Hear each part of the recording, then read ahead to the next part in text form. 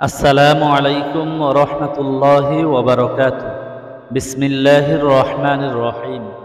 সম্মানিত দিনী ভাই ও বন্ধুরা, আজকে আমাদের আলোচ্য বিষয় হচ্ছে বিড়ালের জুটা সম্পর্কে। বিড়াল একটি গৃহপালিত প্রাণী, যা মানুষের সাথে অধিক বিচরণকারী।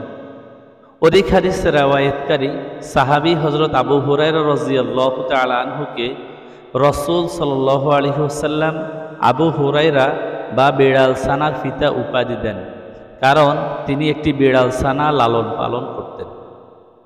বিড়ালের জুটা সম্পর্কে আবু দাউদ শরীফের ৭৬ নং হাদিসে রয়েছে, আম্মাজান আয়েশা রাদিয়াল্লাহু তাআলা আনহা বলেন, রাসূল সাল্লাল্লাহু আলাইহি ওয়াসাল্লাম বলেছেন, বিড়াল নাপাক নয়, তা তোমাদের পাশে অধিক বিচরণ করে।